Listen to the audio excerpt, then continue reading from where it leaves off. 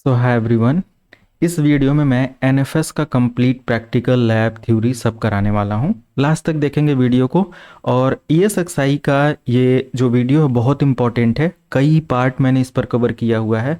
और ये जो पार्ट है ना आज का, ये बहुत बेनिफिशियल होने वाला है अगर आप इंटरप्राइज के अंदर या कंपनी के अंदर ईएसएक्सआई को मैनेज करने वाले हो। कंप्लीट ये कंपनी बेस्ड लैब होने वाला है। ओके, तो इंटरप्राइज के अंदर क्या होता है कि आपका ये सक्साई चल रहा होता है, इसमें मल्टीपल वर्चुअल मशीन चल रही होती है। हो सकता हो कि आपकी कंपनी के अंदर कोई सर्वर भी चल रहा होता है, जैसा कि यहाँ पर मेरे पास एक सर्वर है, ये डोमेन कंप्यूटर है, ऐसा हो सकता हो।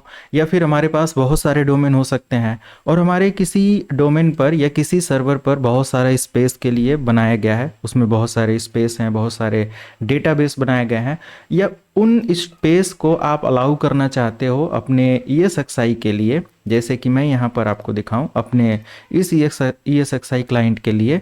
तो कैसे पॉसिबल है, कैसे हम नेटवर्क फाइल सिस्टम को मैनेज करेंगे अपने सर्वर पर और कैसे उसको एक्सेस करेंगे अपने ईएसएक्सआई क्लाइंट पर, स्टेप बाय स्टेप देखेंगे। इवन देन इतना ही नहीं, अगर हमें कोई ऑपरेटिंग सिस्टम इंस्टॉल करना है ईएसएक्सआई के अंदर, तो हम कैसे उसको इंस्टॉल करेंगे उस एनएफएस स्टोरेज का इस्तेमाल करके, इसमें आपको क्लियर हो जाएगा। ओके, बट आई थिंक अगर जो लोग बिल्कुल न्यू है एनएफएस को, नहीं आइडिया, तो उनको थोड़ा थ्योरेटिकल पार्ट पता होना चाहिए, क्योंकि इंडस्ट्री के अंदर आपको हर तरीके से नॉलेज होना चाहिए, तभी आप अच्छे से किसी भी लैब को प्रैक्टिकली या थ्योरेटिकली कर पाएंगे या समझ पाएंगे। राइट, तो स्टार्ट करते हैं। एनएफएस क्या है, कैसे काम करता है, and everything.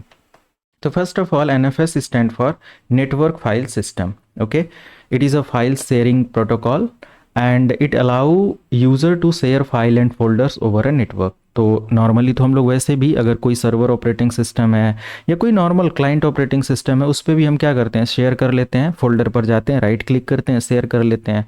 But why NFS? Because NFS allow Unix and Linux user with Windows operating system. Like अगर आपको different vendor different operating system के साथ शेयरिंग मैनेज करना है, so it is possible through NFS. यानी कि विंडोज़ पर share करके लिनक्स से एक्सेस करना है तो पॉसिबल है ये। ओके, तो यहाँ पर देखो सिंपल एक एग्जांपल है। If a Linux computer want to access, कोई अगर लिनक्स कंप्यूटर है और वो एक्सेस करना चाहता है और फाइल स्टोर करना चाहता है विंडोज़ सर्वर पर, तो एनएफएस उसको पॉसिबल बनाता है। राइट, बाय डिफ़ॉल्ट तो ये पॉसिबल नहीं है, क्योंकि वो डिफरेंट वेंडर है, ये डिफरेंट वेंडर है। इसका की पॉइंट क्या मिलता है कि एक सेंट्रलाइज्ड मैनेजमेंट मिलता है। अभी हम लोग देखेंगे कि जो हमारा सर्वर होगा ना, वो उस पर हम स्टोरेज प्लान करेंगे और उस स्टोरेज को हम किसी को भी अलाउ कर सकते हैं, कोई भी यूज़ कर सकता है, नेटवर्क में शेयर कर सकते हैं। राइट, ये फाइल शेयरिंग इनेबल करता है डिफरेंट ऑपरेटिंग सिस्टम के बीच में, और रिमोट एक्सेस एनएफएस का दिया जा सकता है। मीन्स अगर हमारे सर्वर पर कोई स्टोरेज है और कोई स्पेस है, तो वो हम किसी दूसरी मशीन को भी अलाउ कर सकते हैं, एनएफएस इनेबल अगर है और प्रॉपर कॉन्फ़िगर है। तो अभी मैं दिखाता हूँ। Right, good for virtualization environment. Good for virtualization environment मतलब ये है कि इन केस फॉर एग्जांपल, अभी मैं दो सिनेरियो आपको देता हूँ, जैसे या सिंपल एक लैब समझो मैंने क्या किया हुआ है। मान लिया कि हमारे पास एक सर्वर ये है और एक सर्वर ये है, ठीक है। अब हमारा ये जो सर्वर है, इस पर हमारा VMware रनिंग है, बहुत सारा वर्चुअलाइजेशन चल रहा है, बहुत सारी वर्चुअल मशीनें चल रही हैं, और ये हमारा स्टोरेज सर्वर है। राइट, अब इस स्टोरेज सर्वर पर हमारे पास 200 GB का स्पेस है। ओके, 200 GB का स्पेस है, और मैं इस 200 GB के स्पेस को क्या करना चाहता हूँ, एनएफएस शेयरिंग करना चाहता हूँ। ठीक है, कर दिया। अब आप इस एनएफएस को क्या कर सकते हो, मान लिया यहाँ VMware हो सकता हो, इस मशीन पर VMware का ESXi हो सकता हो, कुछ भी हो सकता है ना, कुछ भी। अब मान लिया ESXi है, और इस ESXi के अंदर आपको एक विंडोज़ 10 इंस्टॉल करना है।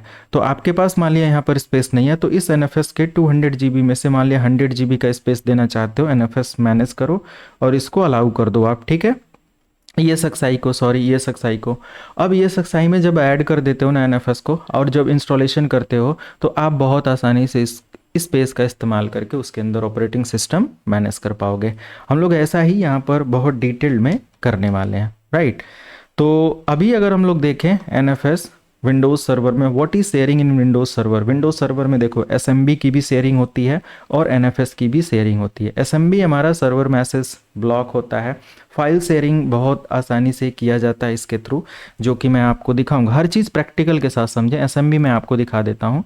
जैसे कि मान लिया हमारे पास सर्वर है, राइट। अभी हमारे पास फाइल शेयरिंग है और यहाँ से शेयर्स के अंदर आते हैं। सो यू कैन सी यहाँ पर आप देखोगे तो हमारे पास SMB प्रोटोकॉल वर्क कर रहा है और यहाँ पर आप देख सकते हैं कि शेयरिंग आप बहुत आसानी से SMB के थ्रू कर पा रहे हो। बट NFS भी हम यहाँ पर इनेबल कर सकते हैं। NFS के लिए प्रॉपर प्रोसेस है, तरीका है, हम लोग देखेंगे, राइट। तो यहाँ पर अगर हम लोग देखें, एक SMB सर्वर शेयरिंग के लिए होता है, विंडोज़ शेयरिंग जिसको हम लोग बोलते हैं, या विंडोज़ शेयरिंग के लिए होता है।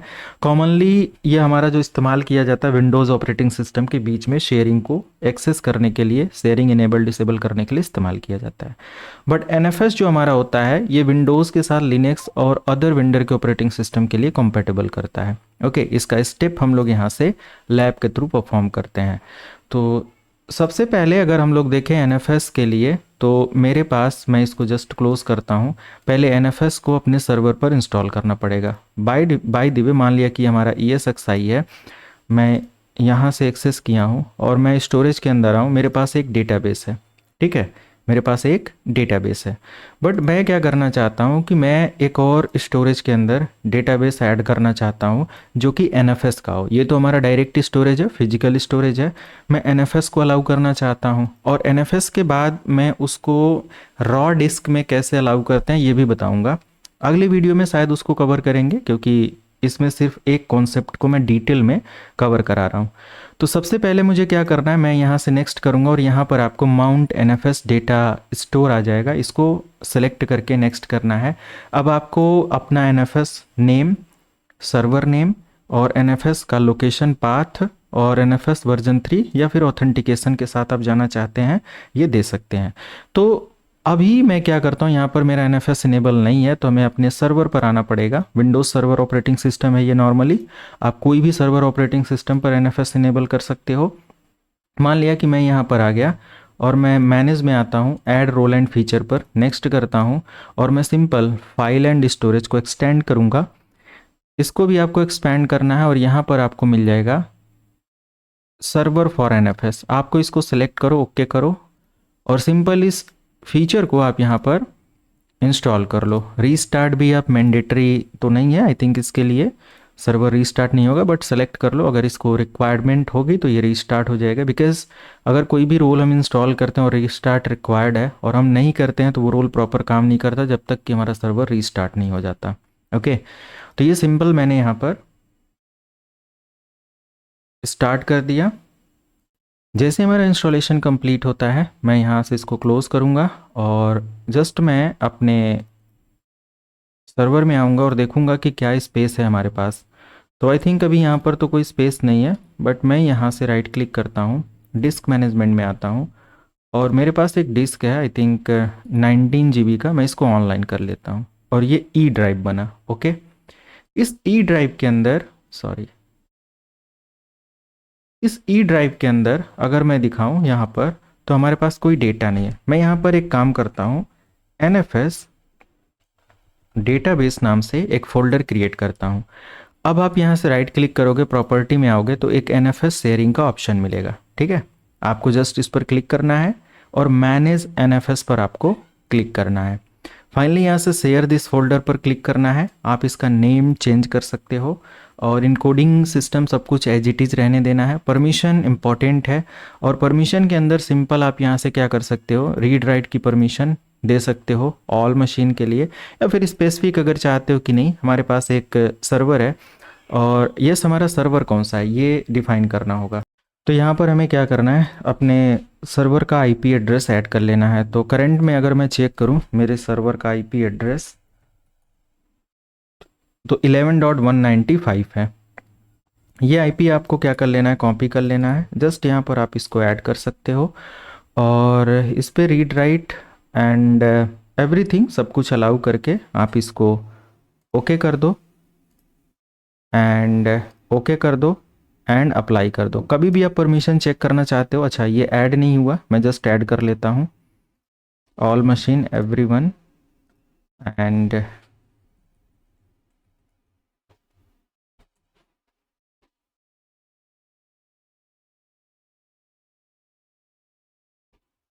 ओके ऐड हो गया।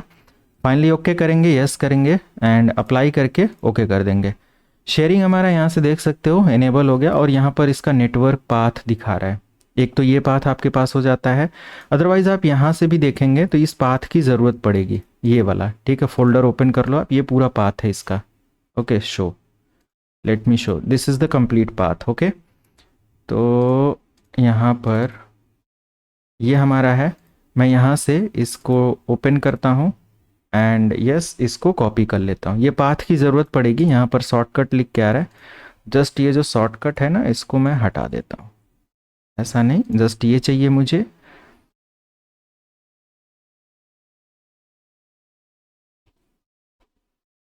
ओके, तो ये हमारा जस्ट हो गया। एंड पाथ वगैरह के कॉपी करने के बाद सिंपल अगर मैं देखूं कि यहाँ पर क्या शेयर है, मैं एसएमबी के थ्रू भी देख सकता हूँ। जैसे यहाँ पर शेयर्स के अंदर अगर मैं आऊँ तो यहाँ पर देखो एनएफएस शेयर हमारा दिखा रहा है, ये लोकेशन है, ठीक है। आप इस पर कभी भी डबल क्लिक करके, राइट क्लिक करके इसकी प्रॉपर्टी और चीज़ों को चेक कर सकते हो, ठीक है।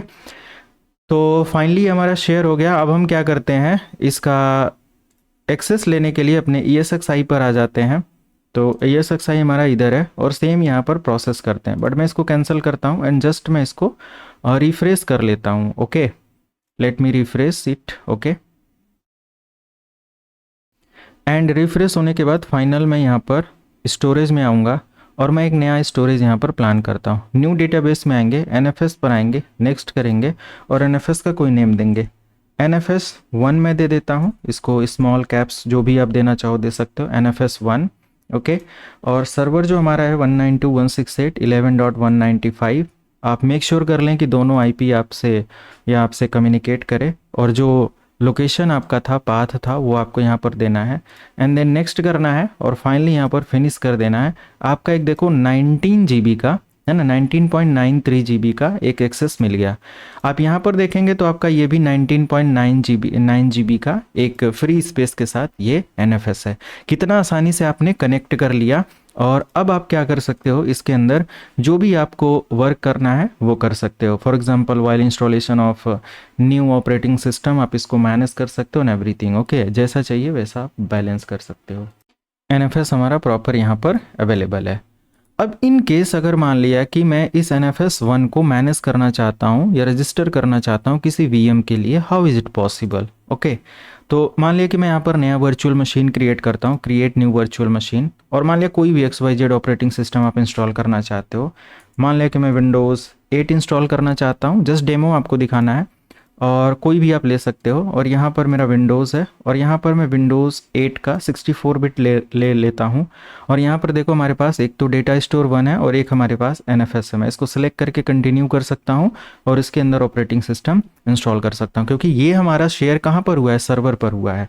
और इस तरीके से हम इस NFS को यहाँ पर यूज़ कर सकते हैं और मैनेज कर सकते हैं। होप कि पूरा लैब आपको प्रॉपर तरीके से क्लियर हुआ होगा। कोई भी डाउट होता है तो कमेंट में आप पूछ लेना एंड मिलते हैं अगली वीडियो में। Thank you so much, have a good day.